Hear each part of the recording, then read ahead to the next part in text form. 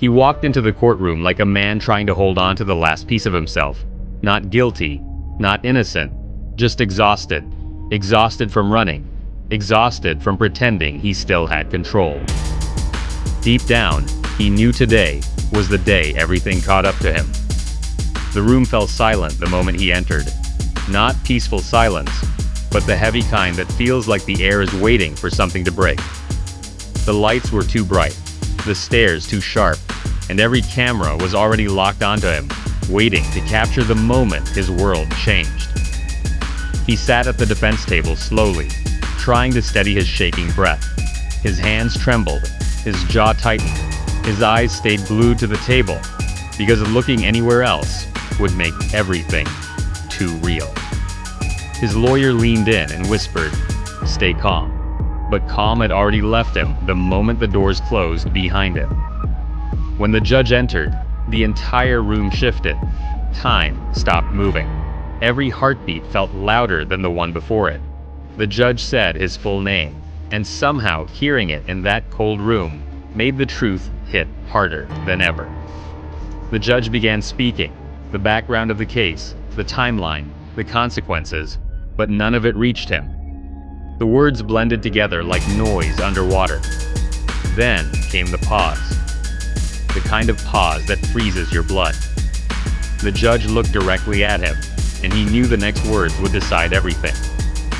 The judge read the sentence slowly, heavily, each word falling like a weight he couldn't lift. He didn't hear the number. His mind replaced it with one word. Years. Years gone. Years lost. Years he could never get back. Something inside him cracked instantly. His breath caught. His vision blurred. His hands slipped apart. Tears rose before he could stop them. "No, no, please," he whispered. But the room was already watching, the moment he broke. He stood up too fast, the chair screeching across the floor, papers scattering. Panic hit him so hard he couldn't breathe. His knees buckled and he collapsed to the ground, gripping the table as if it could hold his life together. Tears fell onto the floor beneath him. He wasn't angry. He wasn't violent. He was broken, completely broken. Two officers approached carefully, but he barely noticed them. His heartbeat drowned out the entire world. "Please, I can fix this. Please," he whispered again, voice cracking like it hurt to speak. The officers lifted him gently. He didn't fight, didn't argue, didn't look at anyone. His body sagged between them, defeated in a way no camera could ever truly capture.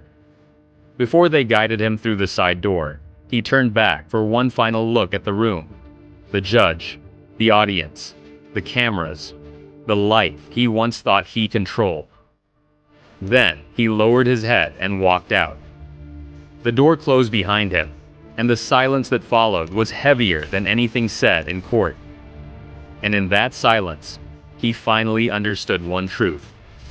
Sometimes your life doesn't end. Sometimes it just changes forever, and there's no going back. Beneath the evidence, follow for more.